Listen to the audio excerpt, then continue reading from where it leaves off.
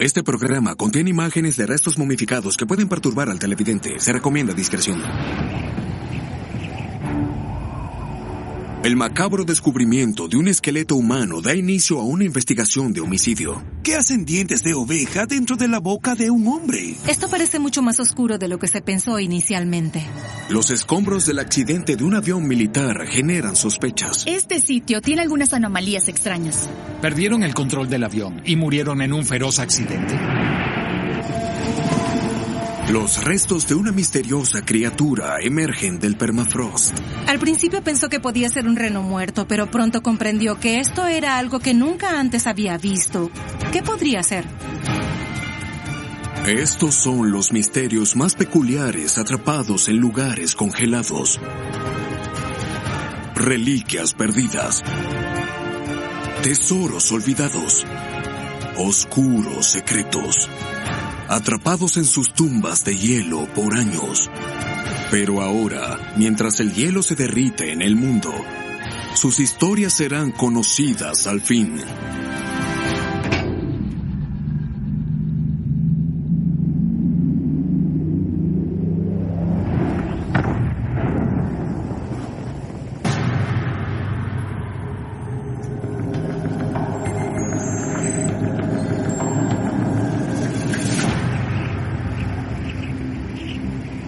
En la isla sueca de Uland, las ruinas de antiguos fuertes de piedra se yerguen sobre el frígido mar Báltico.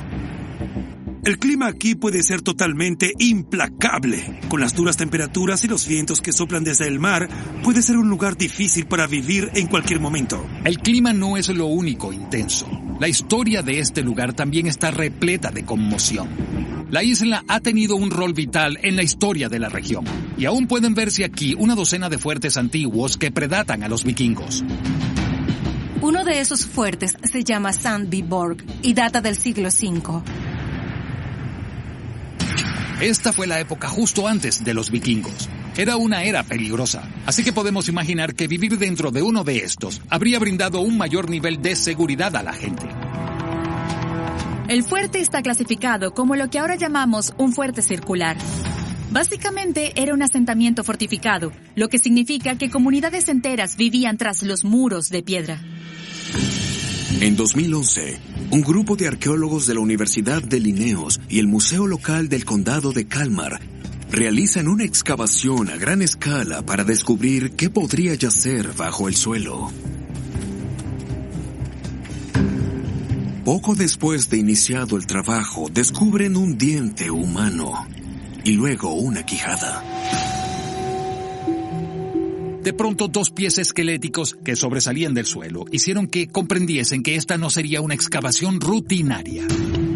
La excavación inicial produce 26 esqueletos, casi todos intactos. Sus huesos ven la luz por primera vez en más de 1000 años.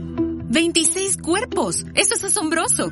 En especial, considerando que vivían personas aquí, por lo que no es un lugar donde habrían enterrado sus muertos. Así que, ¿qué pudo haberles ocurrido?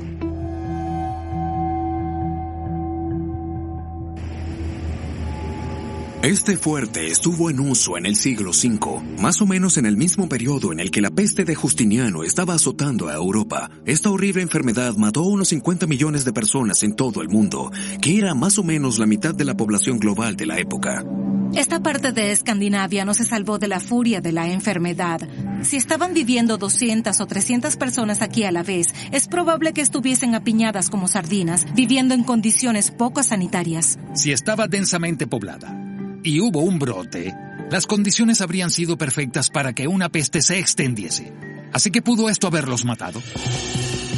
Arqueólogos trabajando en el sitio descubren más cuerpos que yacen en extrañas posiciones, unos sobre otros. Encuentran el esqueleto de un adolescente tendido con sus pies sobre la sección media de un adulto. En otra área, encuentran el cuerpo de un anciano tendido en el fogón central de una casa. Su pelvis está calcinada, pero el resto de su cuerpo no sufrió daño por las llamas. Ya que solo parte de su esqueleto está quemado, significa que su tejido suave estuvo presente e intacto cuando cayó sobre el fuego, y que habría estado muerto o inconsciente cuando ocurrió. Si murieron por enfermedad, no habrían terminado de este modo. Tal vez habrían sido hallados en sus camas o enterrados o cremados apropiadamente. Pero estos esqueletos parecen estar tendidos en las mismas posiciones retorcidas en las que murieron hace unos 1500 años. Así que si no fue la enfermedad la que mató a estas pobres personas, ¿pudo haber sido otra cosa? ¿Una batalla, quizá?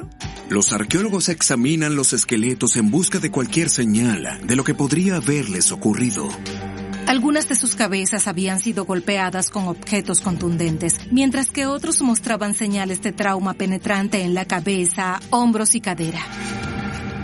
Los arqueólogos notaron que estas heridas habían sido distribuidas eficientemente. Eso significa que los atacantes apuntaron al mismo lugar en sus cuerpos y lo hicieron al extremo. La evidencia de trauma no parece consistente con una pelea. Usualmente, si hubo una batalla, verías fracturas en los brazos por intentar bloquear los golpes, además de un mayor trauma facial del que vemos aquí. También algunos esqueletos muestran trauma en los costados y la espalda, lo que quiere decir que algunos fueron atacados desde atrás. Esto parece mucho más oscuro de lo que se pensó. Estos arqueólogos están literalmente parados sobre el antiguo sitio de un homicidio. Tanto las posiciones de los cuerpos como las señales específicas de trauma sugieren que este acto fue realizado por un gran grupo de atacantes simultáneamente y se aseguraron de que ninguna de las víctimas pudiese defenderse. Así que si no fue una batalla entre dos oponentes, tal vez esta tragedia fue el resultado de un robo. Con una población de 200 a 300 personas, un fuerte de este tamaño habría contenido muchos objetos valiosos dentro de sus muros, como oro y animales, convirtiéndolo en blanco para los ladrones. Al buscar pistas, los arqueólogos hacen algunos hallazgos asombrosos. Desenterraron 5 depósitos de exquisitos broches bañados en plata. Se usaban para sujetar la túnica al cuello, pero también podían ser usados para denotar estatus. Estos broches definitivamente habrían sido valiosos, así que si fue un robo, no tendría sentido no llevárselos. Los arqueólogos también hallaron accesorios de plata para collares, caparazones de cauri y cuentas de vidrio. Este tipo de joyas querrías conservarlas. También había muchos huesos de animales domésticos como ovejas y perros. Esto realmente no concuerda. Si fuese un robo te llevarías lo disponible. Y no se llevaron las joyas valiosas ni los animales. ¿Por qué no? Al examinar el sitio de la masacre en Sandbyborg, los arqueólogos quedan sorprendidos por el hecho de que ni una sola víctima fue enterrada, ni de inmediato ni mucho después de la masacre. Esto es extraño. ¿Por qué nadie enterró nunca estos cuerpos? Es decir, nunca. Nadie tocó este lugar después de la masacre. El equipo considera las costumbres fúnebres de la época. En los entierros previkingos de la región, usualmente colocaban los cuerpos en tumbas recubiertas de piedra y madera o en fosos cubiertos con losas de piedra. Un entierro apropiado habría sido considerado un rito esencial, que todo hombre, mujer y niño habría necesitado para acceder a la otra vida. Según las creencias de la época, si un cuerpo no era enterrado, él o ella permanecerían varados en este mundo, ni vivos ni muertos, sin lugar a dónde ir, y sin una tumba para que su comunidad les rindiese homenaje. Tal vez de este modo fueron destruidos no solo físicamente, sino mucho más importante, también espiritualmente. Cuando los arqueólogos examinan los cuerpos, hacen un descubrimiento peculiar en uno de los cráneos. Dentro de la boca del anciano que cayó sobre el fuego, encontraron dientes de oveja, 4 de ellos. ¿Qué hacen dientes de oveja dentro de la boca de un hombre? Alguien tuvo que haberlos colocado. ¿Por qué?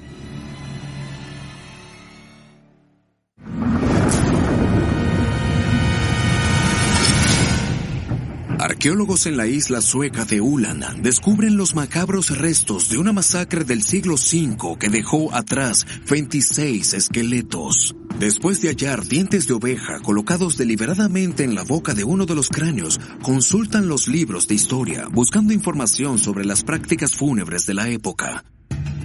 Descubren algo conocido como el óbolo de Caronte, que era una práctica común de la época. Cuando las personas morían, en ocasiones sus parientes colocaban una moneda en sus bocas que simbolizaba el pago que tendrían que hacer al barquero al cruzar el río desde el mundo de los vivos al mundo de los muertos.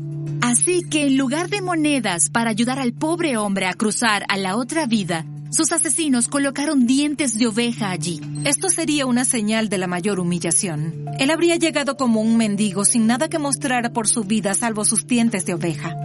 Para que alguien hiciera algo así, realmente tendría que haber estado lleno de ira o tal vez de una ambición desesperada. Intrigado por este asunto, el equipo continúa excavando y descubre un alijo de hermosas monedas de oro.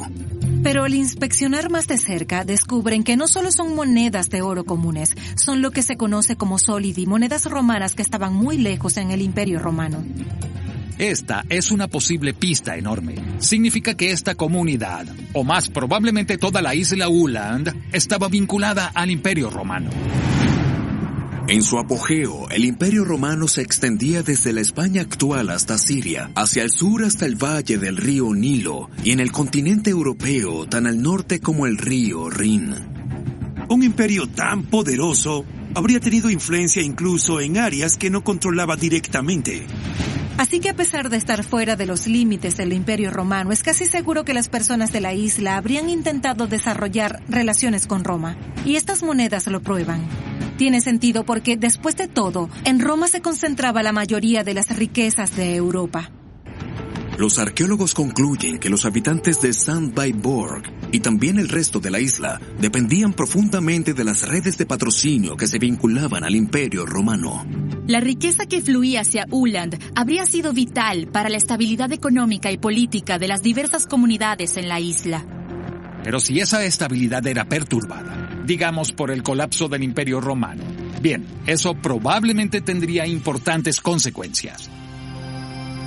Al analizar las monedas, un arqueólogo nota algo interesante. Muchas de las monedas romanas halladas en Sandbyborg están fechadas en la década de 460, pero en las excavaciones en el lado oriental de la isla han hallado monedas acuñadas en la década de 470. Esto significa que Sandbyborg había estado recibiendo pagos que se detuvieron repentinamente. Basándonos en las fechas de estas monedas, cuando los pagos se reiniciaron, parece que fueron al lado oriental de la isla. Todo esto ocurrió en la época anterior a la masacre, lo que significa que ocurrió algo para causar este cambio drástico. Los arqueólogos concluyen que la masacre fue el resultado de un conflicto en la isla. Alguien, tal vez del lado oriental, asesinó a todas estas personas, probablemente para obtener o mantener el poder. El acceso a este flujo de riquezas romanas habría sido muy codiciado en toda la isla. Esto pudo haber motivado el cruel ataque a Sandbyborg por uno de sus vecinos rivales. Podría ser, pero hasta ahora no lo sabemos. Los arqueólogos en la isla aún están realizando excavaciones en Sandbyborg y en el resto de Uland. Sin embargo, algo es seguro. Y es que los humanos, ya sea que viviesen hace 1500 años u hoy, llegaron a extremos extraordinarios para adquirir y mantener el poder.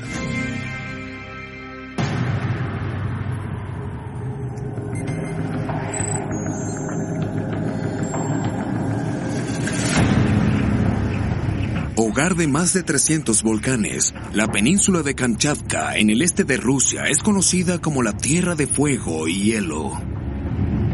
El épico domo del volcán Moknavki es uno de los más activos de la región. El volcán está a unos 72 kilómetros de la ciudad rusa de Petropavlovsk, y el área es solo para verdaderos aventureros que puedan sobrevivir con su ingenio si el clima empeora.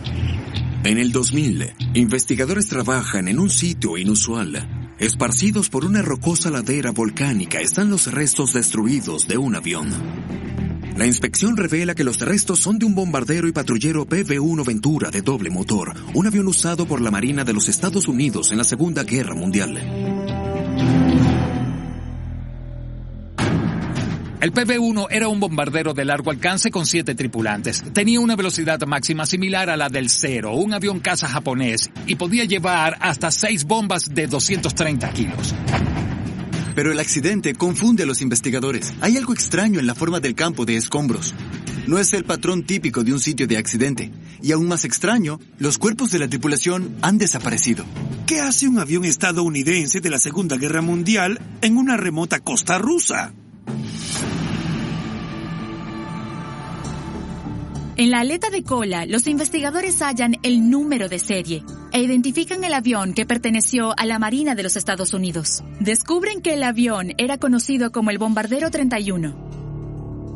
En los primeros días de la Segunda Guerra Mundial, Estados Unidos recibió una golpiza en el Pacífico, pero para 1943 la marea había cambiado y Estados Unidos había tomado la iniciativa. Atacaron las posiciones japonesas en las islas Aleutianas frente a Alaska y recuperaron la pequeña isla de Attu.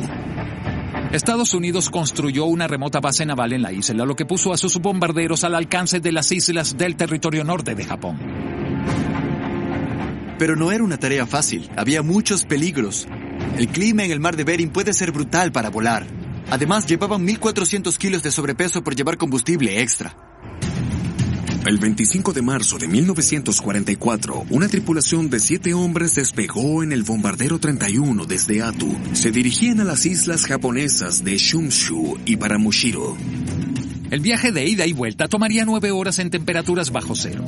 La ruta se conoce como el Expreso Imperial y era tan fría que se engrasaban el rostro para evitar que se congelase.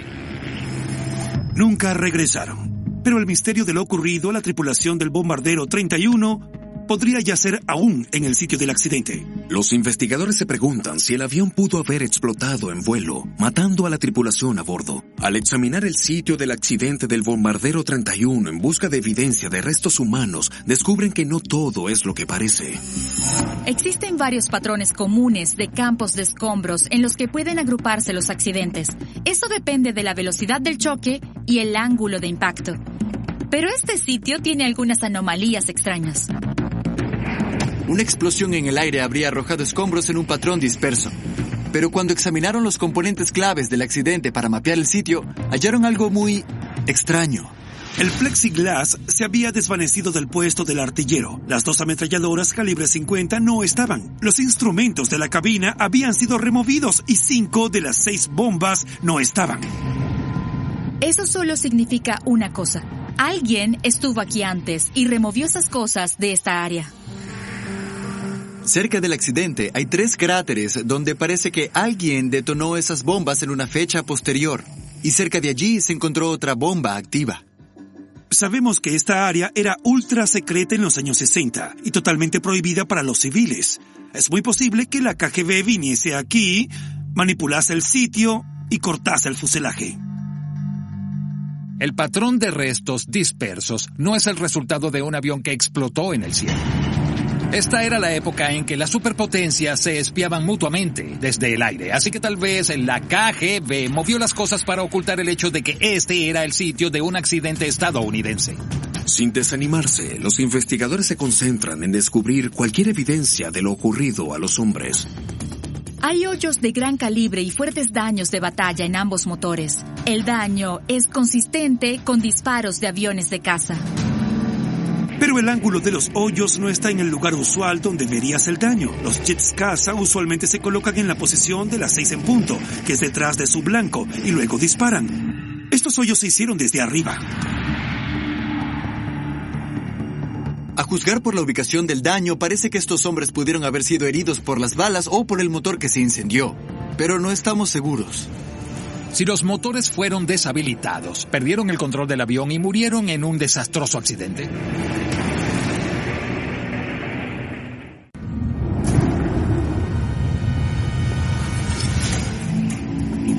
Los restos de un bombardero de la Segunda Guerra Mundial que se desvaneció junto a su tripulación en 1944 son descubiertos en la ladera de un volcán en la península rusa de Kamchatka.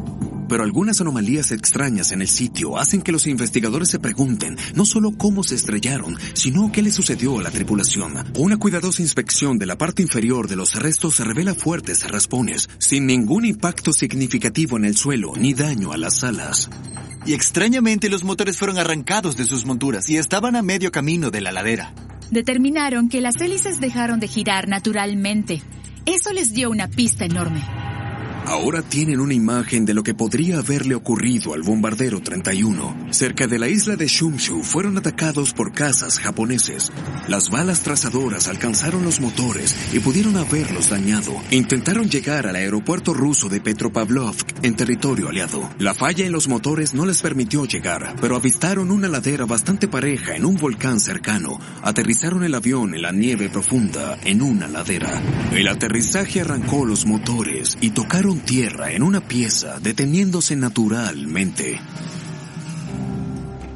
Pero si el avión aterrizó de emergencia exitosamente, ¿dónde está la tripulación? Sí, algunos pudieron resultar heridos o muertos antes de aterrizar, o incluso haber muerto al aterrizar. Pero algo es seguro, alguien aterrizó el avión. Tuvieron buena oportunidad de sobrevivir al accidente y eso significa que ninguno sufrió heridas de muerte. Algunos pudieron haber salido caminando. Incapaces de hallar señales obvias de la tripulación, los investigadores revisan cuidadosamente el sitio. En el área de la cabina descubrieron el hueso de un dedo, pero es muy extraño hallar esto por sí solo cuando había 7 tripulantes.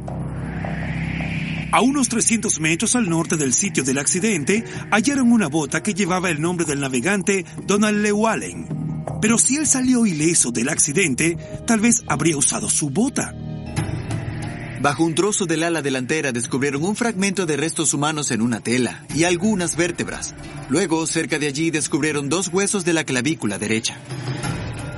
Las pruebas de ADN confirman que son los restos de solo 3 hombres: el maquinista Clarence Fridley, el navegante Donald Llewellyn y el ordenanza James Palco. Los otros 4, el piloto Walter Whitman, el copiloto John Hanlon, el operador de radio Samuel Crown y el meteorólogo Jack Porlier, aún no han sido hallados. La radio no estaba así que no saben si la tripulación pudo haber pedido ayuda. Sí sabemos que Estados Unidos envió 6 aviones a buscar por varios días después de que el avión desapareció, pero no hallaron nada. Esto fue en marzo de 1944 y la península de Kamchatka pudo haber tenido niebla densa o nieve en esa época del año, lo que habría dificultado mucho ver algo. Y si el grupo de rescate también fue atacado, habría sido una búsqueda muy difícil. Si algún tripulante sufrió heridas mortales, no habría sido fácil cuidar de él, en especial en temperaturas bajo cero. La exposición a los elementos es un factor importante en la supervivencia. Sus raciones no les habrían durado más de unos pocos días, así que pudieron haber muerto de hambre lentamente. Cuando los investigadores expanden el estudio de las cercanías, descubren evidencia de un fuego en una colina que mira hacia el sitio del accidente. Hallaron casquillos de balas en el suelo chamuscado y creen que tal vez la tripulación los incendió en un intento por enviar una señal de auxilio. Pero la evidencia de que la KGB movió los escombros hace que algunos expertos se pregunten si los 4 hombres desaparecidos pudieron haber sido hechos prisioneros. Pocos días después de desaparecer hubo un reporte de un aviador de Estados Unidos que oyó los nombres de la tripulación del bombardero 31 reportados como capturados en las transmisiones de propaganda de Tokyo Rose. Un tripulante capturado podría ser una muy valiosa fuente de información ultrasecreta. Si fueron rescatados por los rusos o haber hecho el viaje a Petropavlovsk, habrían sido tomados prisioneros o confinados. Sabemos que algunos aviadores estadounidenses fueron encarcelados en campos de trabajo soviéticos y luego ejecutados u obligados a renunciar a su ciudadanía estadounidense. Los afortunados podían ser interrogados y luego sacados en secreto del país. Pero ninguno de los tripulantes del bombardero 31 regresó a casa. Los rusos tuvieron un rol crucial en la derrota del eje durante la Segunda Guerra Mundial, pero siendo aliados de Estados Unidos, confinaron a unos 22,000 soldados estadounidenses en el curso de la guerra, principalmente como resultado de haberlos liberado de los campos de prisioneros de guerra alemanes. Aunque la vasta mayoría de ellos fueron repatriados a Estados Unidos, unos pocos desafortunados fueron retenidos como prisioneros por la Unión Soviética y algunos incluso fueron ejecutados. Hay una teoría, por sobre todas las demás, que causa temor en los corazones de muchos aventureros que se pierden o estrellan en la naturaleza. Los restos son tan escasos y están tan esparcidos por este campo de escombros que pudo haber sido causado por animales salvajes. Y hay algunos depredadores amenazantes que vagan por la península de Kamchatka, como osos y lobos. En los años 40 incluso había tigres siberianos. Imaginen enfrentar a un tigre siberiano después de ser derribado sobre territorio extranjero y sobrevivir a un accidente. Ni siquiera puedo imaginar esa penuria. Si alguno de ellos resultó herido o muerto, el olor de sangre habría sido captado fácilmente por los animales locales y habrían ido a investigar. No lo sabemos con certeza, pero es probable que la tripulación perdiera la vida mientras intentaba buscar ayuda después del accidente. Las dificultades que habrían encontrado y la valentía requerida para enfrentarlas son notables, y su legado perdura al quedar grabado en la historia relato del bombardero 31.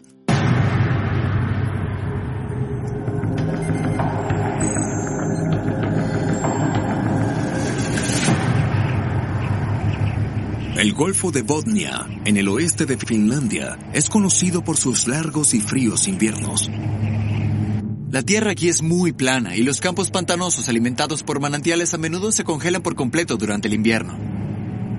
A mediados de 1880, a algunos kilómetros de la costa, granjeros que construían zanjas de drenaje descubrieron una escena impactante.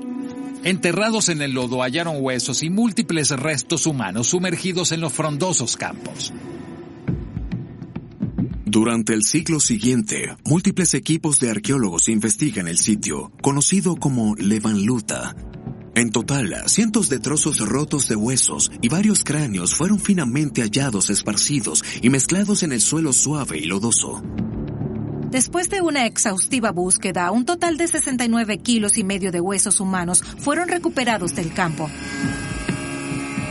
Los investigadores contaron y analizaron arduamente los huesos, armando los fragmentos, y determinaron que el campo contenía los restos de al menos 98 individuos diferentes. ¿Cómo terminaron estas personas enterradas en el lodo en el campo de un granjero?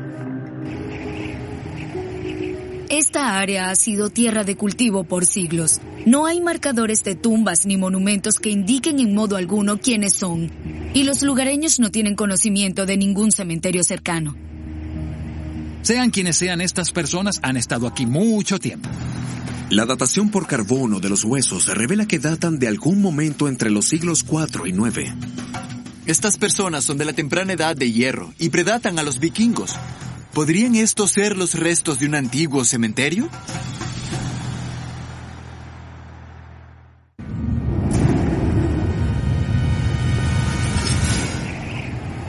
Arqueólogos en el oeste de Finlandia descubren los restos de casi 100 personas. Se revela que sus huesos tienen siglos de antigüedad y predatan a los vikingos en esta área. ¿Podrían ser evidencia de un antiguo cementerio?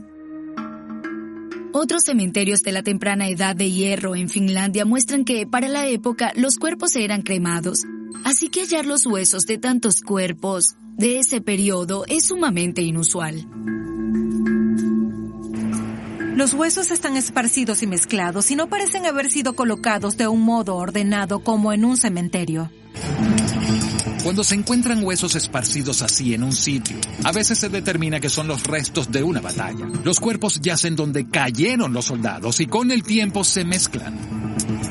Pero si este fue el sitio de una batalla y estos eran los héroes caídos, ¿dónde están todas las armas? Es decir, no hay armaduras, no hay hebillas, hay muy pocos artefactos aparte de los huesos. 5 broches de metal y 10 brazaletes decorativos han sido hallados entre el lodo en el sitio. No es el alijo de armas que esperarías hallar si este fuera el sitio de una batalla. Los brazaletes tienen estilos que fueron populares entre los siglos 5 y 8, así que es posible que estas personas no muriesen al mismo tiempo y que fuesen colocadas allí intencionalmente en un periodo de muchos años. En algunas antiguas culturas nórdicas, las áreas pantanosas eran consideradas sitios aterradores y místicos. Los pantanos eran usados como lugares de sacrificios para apaciguar a los dioses o para enterrar a alguien a modo de castigo deshonroso. Se creía que eran portales al oscuro inframundo. La idea era que los espíritus oscuros atormentarían al fallecido como castigo. Muchos cuerpos individuales bien preservados han sido hallados en pantanos por toda Inglaterra, Dinamarca y otras áreas del norte de Europa. Los químicos del musgo esfagnacio y la ausencia de oxígeno en muchos pantanos evitan la descomposición bacterial de la materia orgánica y preservan perfectamente los cuerpos. Es increíble. Podemos ver cada detalle minúsculo de los rostros de esas personas y cada herida que revelan cómo murieron, ya fuese por un corte de la garganta o un golpe en la cabeza desde atrás. Pero en este sitio solo quedan huesos. Así que tal vez Levanluta fue un lugar donde las personas de la comunidad eran enterradas o sacrificadas. La población del área para la época no habría sido muy grande, así que 98 sería un número considerable de personas para ser sacrificadas o castigadas por algún crimen, incluso en un periodo de muchos años. Los arqueólogos notan que los cadáveres no muestran señales de trauma o lesiones en la cabeza que indicarían que fueron asesinados o heridos a propósito, y al estudiar más a fondo los huesos y cráneos, hacen un descubrimiento impactante. La longitud de los fémures y la forma de las pelvis sugieren la edad y el género de los fallecidos. Y determinaron que de los 98 cuerpos, solo un pequeño porcentaje eran hombres. Los huesos aquí son predominantemente de mujeres y niños, y es muy inusual hallar un sitio como este. La separación de las mujeres y niños es intencional. No habría sucedido por azar. Si los cuerpos fueron traídos al sitio intencionalmente, ¿por qué están mezclados todos los huesos? Es casi como si hubiesen sido arrojados unos sobre otros. Los biólogos estudian muestras del suelo lodoso y descubren que contiene interesantes restos vegetales. Lirios blancos y otras plantas que viven en el agua estaban presentes en el momento en que algunos de los cuerpos fueron colocados aquí. Así que es posible que durante la Edad de Piedra esta área no fuese un campo pantanoso, sino de hecho un lago o un gran estanque. Es probable que el ciclo de congelación y el deshielo del agua moviese y mezclase los huesos durante cientos de años. Pero si era un lago, ¿por qué elegirían enterrar a sus muertos en él? Los arqueólogos notan varios postes grandes hechos de madera de abedul, plantados verticalmente como postes de banderas. Los postes fueron hallados entre los huesos, obviamente fueron colocados allí en el suelo de una manera muy específica. ¿Pero por qué? Si esto era un lago y estás intentando mantener un cuerpo bajo el agua, necesitarías algo para sujetarlo. Existe evidencia de árboles y ramas que fueron usados como pesos para mantener los cuerpos en el agua. Así que tal vez suceda lo mismo aquí. Los investigadores determinan que en Levanluta, múltiples postes fueron usados para mantener los cuerpos bajo el agua. Quien haya hecho esto se esforzó mucho para mantener sumergidos a los muertos. Los arqueólogos sugieren que este lugar no era un sitio de entierros no ceremoniosos en un pantano, sino que en vez de eso fue una tumba única para mujeres y niños. Esta tradición no se compara a ninguna otra hallada en el área durante ese periodo.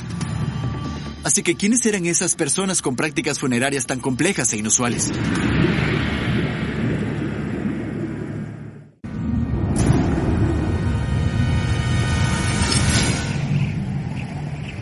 En un campo pantanoso alimentado por manantiales en el oeste de Finlandia, arqueólogos descubren los restos de casi 100 personas, principalmente mujeres y niños. Se preguntan si existe una razón siniestra para este entierro subacuático o si era simplemente una práctica fúnebre única. El análisis de ADN a los huesos revela los antecedentes de algunas de las personas cuyos restos fueron hallados. Parecen estar vinculadas más de cerca a los Sami, el pueblo indígena del norte de Escandinavia. Esto es fascinante. Significa que los Sami, que hoy viven en el norte de Escandinavia, vivieron más al sur hace 1500 años. Los Sami creen que algunos lagos alimentados por manantiales son lugares sagrados llamados Saiva. Estos lagos mágicos tienen un doble fondo y debajo de ellos, con acceso a través del agua, se encuentra un lago idéntico invertido en el mundo de los espíritus. El campo de Levanluta actualmente es más seco, pero hay varios manantiales en el área que crean las condiciones pantanosas, así que es posible que haya sido alimentado por un manantial en algún momento. Se creía que los Saiva eran el hogar de los espíritus y los muertos, así que se hacían ofrendas de sacrificio al agua. Y ya que estas personas estaban vinculadas a los Sami, tal vez estos inusuales entierros subacuáticos eran realizados con propósitos religiosos o rituales. Los investigadores continúan estudiando el sitio y los huesos, examinando su ADN con la esperanza de que aún haya respuestas enterradas en el pantano congelado.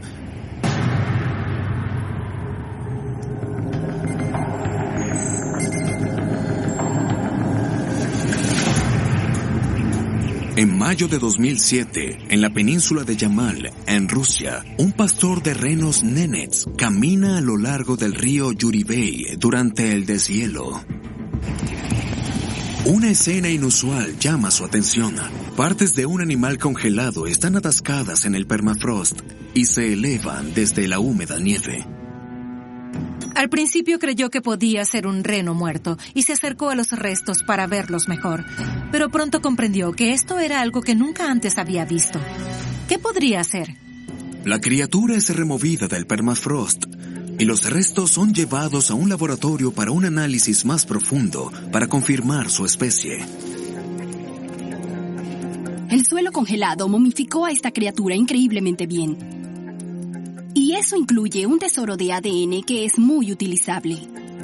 El análisis del bien preservado ADN revela que el animal es un bebé mamut. La muestra de ADN es tan fuerte que los científicos incluso pueden saber que pertenecía a una población específica de la especie llamada Mammutus primigenius. Los mamuts vagaron por el hemisferio norte por millones de años, pero lo impactante de este descubrimiento es lo bien preservado que está este bebé mamut.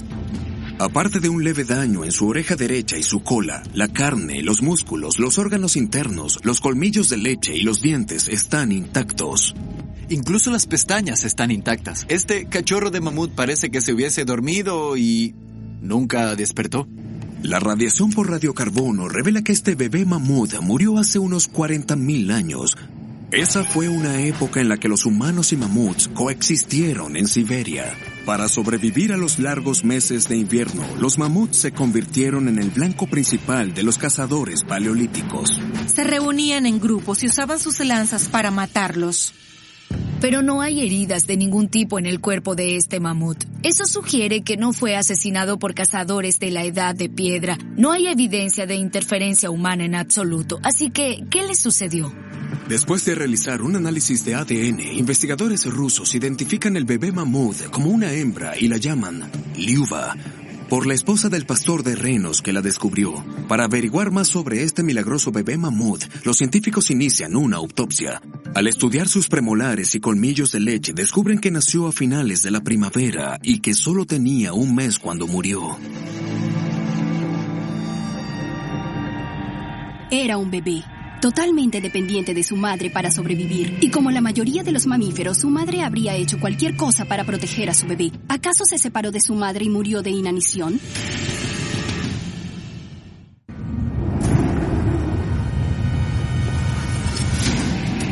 Los prístidos restos de un mamut lanudo bebé hallados en el permafrost siberiano generan preguntas sobre cómo murió.